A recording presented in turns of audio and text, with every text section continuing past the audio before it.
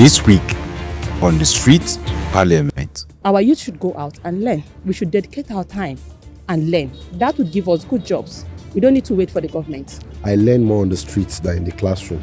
Most of the knowledge I have, they were personal efforts. So changing is not what I really did, but then if we can upgrade on what we have, then I think we have a better one. For instance, now we have youths who are actually digitally present. Do you understand? But they're not digitally productive. Welcome to Street Parliament. My name is Chimmeli, and today we're in a place called the People's Parliament in Phase 1, Gwagwalada. Today we shine a light on a pressing issue. Is digital entrepreneurship the way forward, and the growing number of unskilled young Nigerians? Across the country, numerous youths graduate with little to no employable skills, unable to break into white-collar jobs or even start sustainable businesses. Is the structure broken? Are our institutions failing us? Or is this a deeper, more structural issue?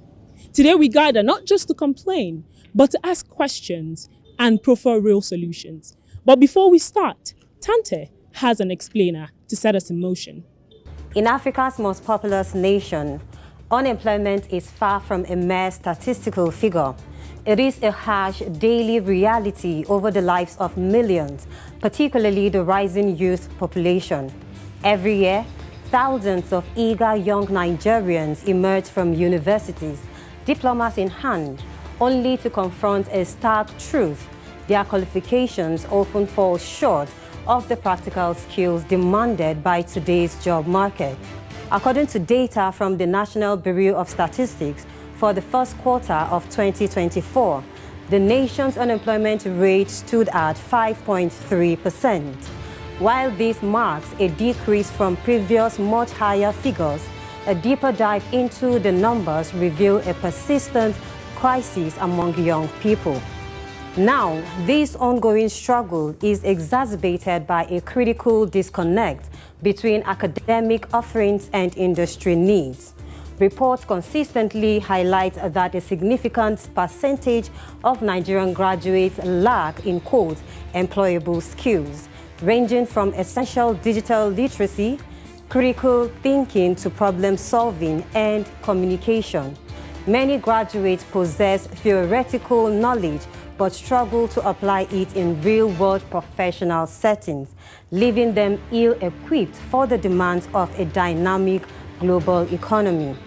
Now, on the policy, norms and practices to address youth unemployment, Nigeria's unemployment crisis among its youth is a deeply entrenched issue, far more complex than often portrayed. While current policies largely focus on skill development and job creation, a closer look reveals these measures are often piecemeal, failing to address the fundamental issues plaguing young Nigerians. The problem isn't just a lack of job, it is interwoven with poor governance, pervasive insecurity, ongoing conflict, and widespread poverty. Now to the bold question: can digital entrepreneurship be the way forward for Nigeria's unskilled youth? Dating back to 2022, Professor Isa Pantami, the former Minister of Communication and Digital Economy, has said that digital innovation and entrepreneurship are the keys to solving youth unemployment in Nigeria. Well, with a youth unemployment rate of over 40% and a growing population, it has been emphasized that the need for sustainable solutions is urgent. Digital entrepreneurship has emerged as a powerful tool to address this challenge, offering opportunities for job creation, economic growth, and innovation. Welcome back to Street Parliament. Thank you very much, Tante, for that wonderful explainer. We will kick off things immediately with the very basic thing. Why are so many young Nigerians unskilled? And I will start with Sarah, the wonderful lady here. I would like you to tell me, why do you think so many young Nigerians are unskilled? Okay, hello, my name is Sarah. However, for me, I think it's not about the government now. It's about we, the youths. Are we ready to learn? Because most of the youth go to school, they don't teach us the practical aspects. They just give us the theoretical aspect of everything. But those skills we need, we are not taught. So I think as a youth, what you should do is that you should go out and learn. And we are in a digital world where you can learn. The phone you use, we have YouTube, we have Coursera, we have Udemy. You can go there, you can learn. So are you determined to learn? Are you ready to learn? Because if you're saying there is no job, there is no this, you should be able to pick up something. Unlike me, I will tell you, I'm an entrepreneur. I'm a photographer. I sell palm oil. But you wouldn't know. I don't need to come out and tell you. That's because every day I need to go out. Whatever that I know that I should do that can bring out income for me, I dedicate my time to learn. So our youth should go out and learn. We should dedicate our time and learn. That would give us good jobs. We don't need to wait for the government. Okay. Thank you. All right. Thank you. I will come to you, Mark. Sarah has said here that it is kind of a problem of the youth, people not dedicating out time to learn, not trying to improve themselves digitally. Do you agree with what she said? I do not totally agree. Why am I saying this? If you're saying the youth should go out and learn, I mean, what has the government done? I mean, what have they put in place? Because if you want to learn, for instance, you want to learn a digital skill, for instance, and you don't have the tools like the infrastructure to that would aid what you want to learn. I mean, how do you do that? These are some of the basic things the government is supposed to provide for the youth. So I do not totally agree. Though the youth, they have their own part of it, but then I think basically and most importantly, the government should also, make provision for some of those things that would be needed for you to, be able to have a smooth learning. What am I saying? I mean, for instance, look at the data rate, for instance. It's really on the high as we speak. There are a lot of people complaining about how much data is being consumed. So if you want to learn something online, for instance, you have to recharge your phone. You have to have data. Now, how do you do that? You have data and maybe you're paying, say, 10,000 naira as someone who doesn't have a job. Where do you get that from? So the government also need to regulate, let's say from the NCC aspect of it now, they also need to regulate it, If the data are cheap, it will give them, the privilege, the platform to learn something online. So I feel like that's also a factor.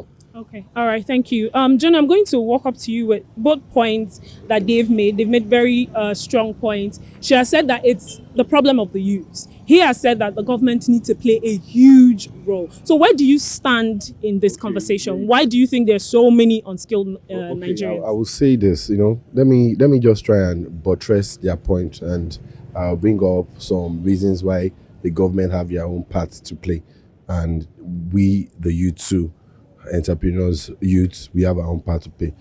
First, like, if you look at the developed world, what I've read, what I've seen, I think education is as good as free. They have free access to education.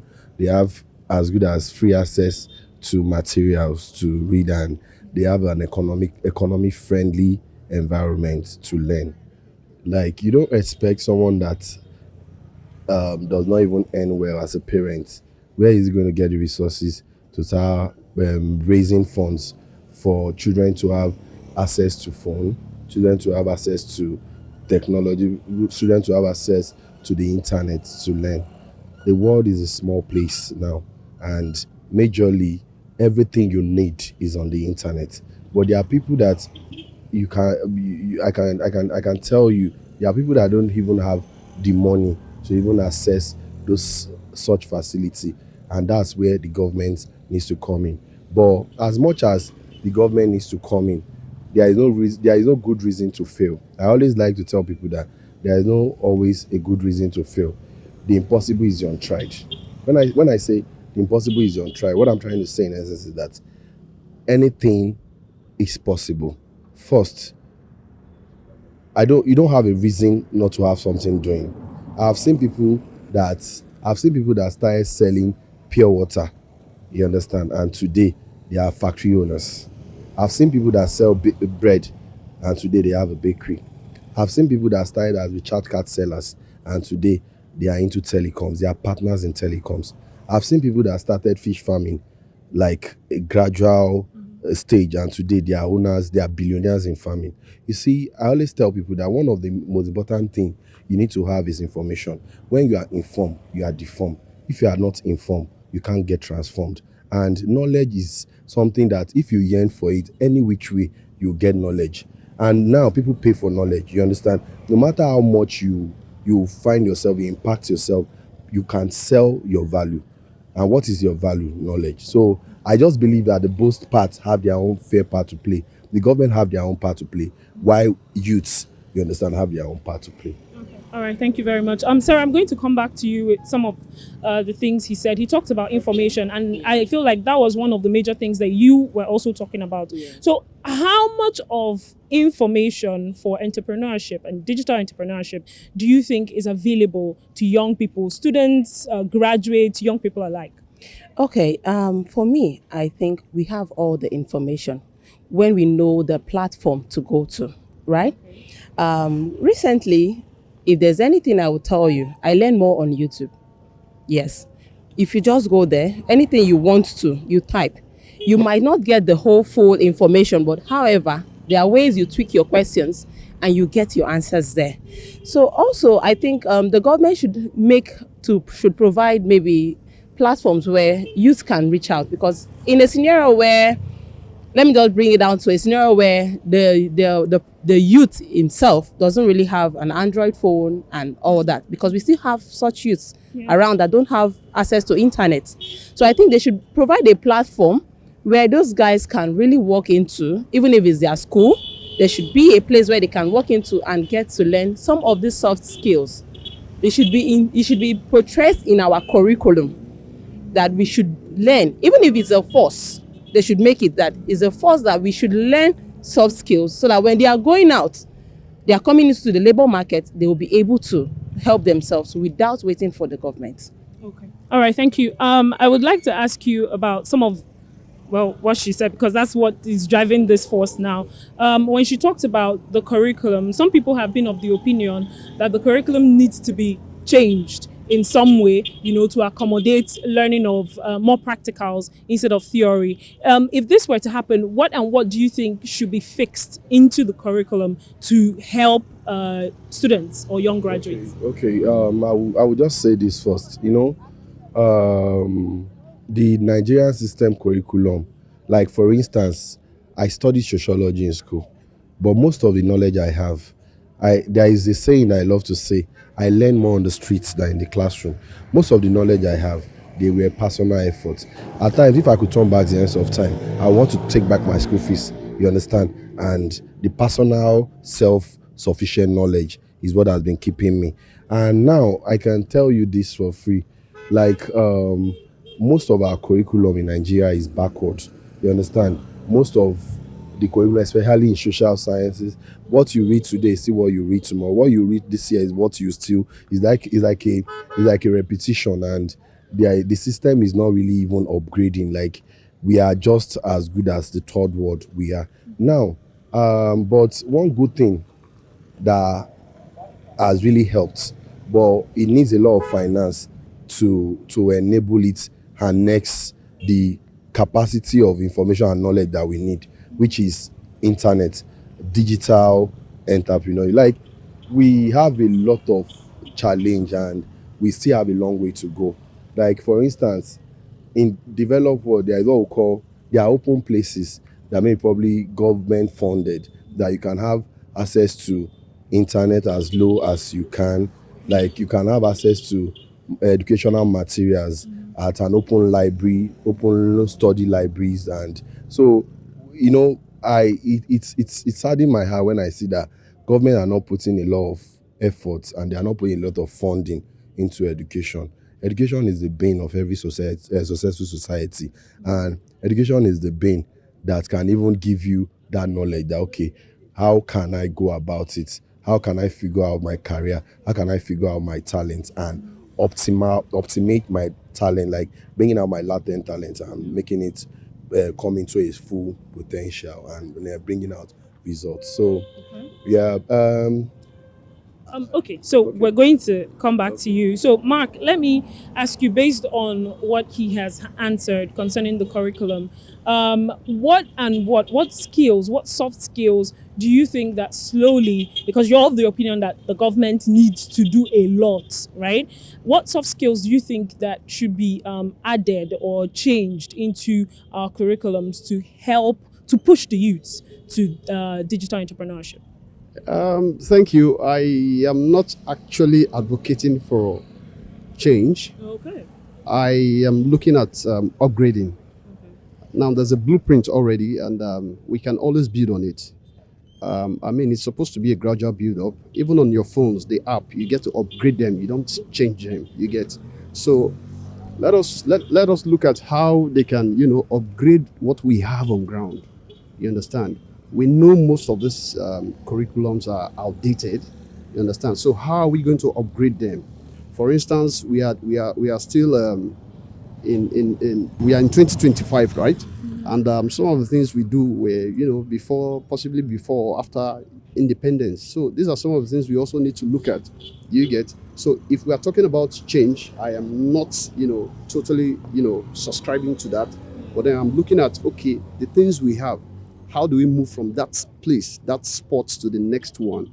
You understand? So I feel like that is growth. You understand? So, but if you're changing, it means we are starting all over. So changing is not what I really dig. But then if we can upgrade on what we have, then I think we'll have a better one.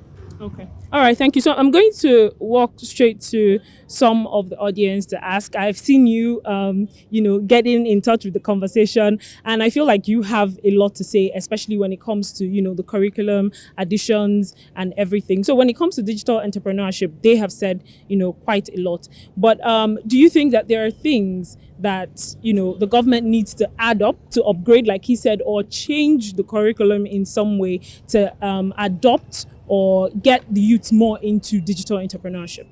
Okay. I think in the area of entrepreneurship, first of all, like I used to tell myself, I tell people every now and then that change first begins with you. You have to, first of all, change in your mind. So it begins with self-identification. You have to identify yourself first. So, but when we take it down to the academic angle, for me, the theoretical part of it, really, they are doing their best, which is not good enough, like we all know. But if we want to add into that, I would rather say that digital entrepreneurship can be a course of its own that stands on its own because it's a wider scope. It comes with a lot of branches or niches attached to it. So it should come in on its own and have specifications so that those who would want to dive into it can have the luxury of time to learn from it. Okay. Yeah. All right. Thank you very much. I will come to you, sir. Okay. He has talked about change in person, right? And she also talked about the fact that sometimes it is the fault of the youth, for not upgrading their skills and everything. So I'd like to know your standpoint in this conversation. All right. So while it is, I actually agree to what they said about being the fault of the youth, but I wouldn't categorically say it's actually the youth, because if you look at it, we have the government sector at the same time. We also have parental contributions to all of these things. So if you look at digital entrepreneurship to start with, the problem, right, you realize that it's not really about job creation, it's just about direction. Most of our youths do not really have a sense of direction or planning. Okay. All right. Thank you. So coming to you, I would come to you with some of the points that he made. He has kind of stood with some of the speakers in saying that it is not generally a youth problem. There's an orientation problem generally. And we're talking about the curriculum, the universities, the role they play. So what is your stand on this conversation? If I might say, the idea of entrepreneur is not a fault of the youth. So I will fault of the government. But if the government wants to do it right, we start it with the schools and NYC. All right. Thank you very much. Hello. So he said something while we're talking about, whose fault or who is really to be blamed in this conversation. He talked about, NYC being also an avenue for people to actually learn, digital entrepreneurship and all of that, So I just want to know quickly your stand on the matter. Is it the government? Is it the school? Is it NYC? Where should it start? Basically, I would say NYC. Actually, skills is important. You shouldn't just rely on the government, because these days there's no like government work and all of that. Like, as for me, I'm in my final years, but I've already like decided on like going into skills, and most especially fashion. So I don't just want to like rely on the government. Maybe when I'm done, I just sit down doing nothing. So I would say rather, instead of just sitting down as youth, we should like learn skills. Yeah. Okay, so the skill that you learned, did you learn online or did you pay for it? Well, I actually paid for it, and I also learned online. I mostly use like YouTube, TikTok, and other social media platforms to learn. Okay. All right. Thank you. So I am going to run back right to you. One of our audience members mentioned something. He said that a lot of young people are socially active, but not socially productive. And that is because they do not have a real sense of direction on, what to do, how to start, all of that. So let us kind of like demystify digital entrepreneurship for somebody who is just out there and is like, okay, maybe I want to start, but I don't know how to start. So where would you tell them to start? Okay, I always tell people that in life, there is always a place to start. You crawl before you walk. Life is a process. So, firstly, they are not informed. They are socially you said. They are socially active. They are not socially productive. Okay, they are socially active, but they are not socially productive. Yeah. You see, when what makes you socially active and you are not socially productive is the kind of thing you feed yourself with. You understand? If you feed yourself with the wrong information, definitely you are going to be socially unproductive. But if you feed yourself with the right information, definitely you'll be socially productive. You understand? Now, like I said, when we had a conversation before now, I said the level of information you deposit into your mind, you understand, is what you bring out. What you have is what you give. You can't give what you don't have. That's where it comes to channeling your person, putting yourself in the right direction to feed yourself with the right information that can bring you the right transformation you need. Like, you don't expect like watching movies that are not educating, and you expect that, okay, you want to get something from it. At least there are some quality things that you see online and you can learn from. I have a friend that he was into data analysis, and he learned physically and he learned so much online through the help of social media. And today he's a data analyst. And as I speak to you now, he's already getting into his final class in cybersecurity. So what I'm trying to say, in essence, is that whatever you feed yourself with is what you become. You understand? As a man thinketh, after you fed yourself enough with the whether right information or wrong information, as a man thinketh, so easy. You are the product of what you have. You are the product of the knowledge you have. So you can't give what you don't have. Okay, thank you. Sarah, I saw you nodding to some of the things he said, which means that you're sort of in agreement with the things that he said. So, but then still the question for you, let us demystify, some bits of it he has. Where does somebody who wants to venture into digital entrepreneurship start, without prior knowledge? Okay, first of all, I would say, what kind of digital skills you want to learn? That's the first thing you pick. If I'm saying I'm going into social media marketing, is that what I want? Am I sure? Then where should I learn from? Let me say, if you don't have money to pay for certificates or anything, I will still refer you to YouTube. You know why? YouTube is free. That data you use in watching skits on Facebook, WhatsApp status, you can use it an hour on YouTube. You would get it without a certificate. You can also go to platform like Udemy.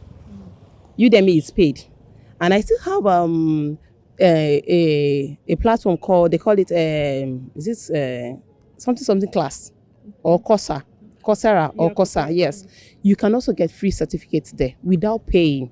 So you see, these are platforms where you could start.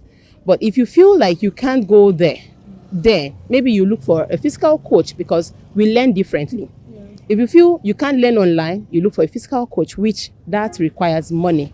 But since we're talking about when you don't have any funds, I would tell you to go to YouTube. You would get it there. All right. Thank you very much. So I'm just going to talk to some of you as well. And then, so I'd like to know, have you ever learned a skill online?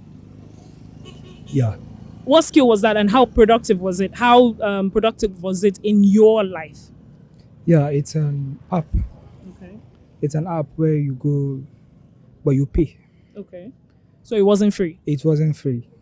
So I think I benefit a lot because it's things you do without being with your certificate, maybe your NECO or your degree. It's your capacity and confidence. It's an app which it's called Deluxe. Okay. All right. It's an app being you register, and then if you have the knowledge and you know what is right, you know what is good, and you know what is wrong. So you just have to have data and so much. I make a lot of money, I make a lot of money for my school, for my business. It's a very something that you go on, and it's very something that you usually do it. Somehow like watching videos, and then playing games. You get all right. paid. All right. Thank you. All right, so I'm just going to come back one more round and then we can wrap up. So I'd like to know one piece of advice that you will give to that youth who's just sitting somewhere looking for where to begin, in digital entrepreneurship. Just one thing. I think the only advice I will give for now is before you learn anything, don't be easily distracted. What am I saying? Nigerian youths, a lot of us, maybe there's a reality program coming up. We just tend to abandon whatever we have. We are focusing on that program. So I think before you learn anything, don't be easily distracted. Have a focus that this is what I want to do. Ignore every other thing, abandon them, and do what you have to do. Okay. That's all. All right, thank you. So one piece of advice to that young Nigerian youth who is unskilled and looking for where to begin in digital entrepreneurship. I would just say that the person should be determined. The first heel and deal of success is determination and being focused on this is what I want and find the way around it. If you are intentional and you are trying to find a way around it, definitely, and your mouth is not closed. A closed mouth is a closed destiny. Definitely you will get, and stay focused on whatever you think you want to do, and definitely you will achieve. Okay. All right. Thank you. So, Sarah, lastly, one piece of advice. I know you've already dished out a lot, but one last piece of advice for that young Nigerian youth who is looking for a way to start in digital entrepreneurship. Okay, I would say with a good mindset, you can make it. You really don't need someone to push you. You don't need someone to push you. Push yourself. Go out there and you'll make it. Thank you. All right. Thank you very much. This has been a powerful but very necessary conversation. If there is one thing that we've picked up from our discussions today, is that the not having skills is not just a youth thing. It is a national thing. But of course, the future is not bleak. With the right amount of tools, courage, mentorship, guidance, even the unskilled youths can become digital pioneers. My name is Chimmeli. This has been Street Parliament. Thank you very much for joining us. Join us again, same time, same station, for more insightful and refreshing conversations.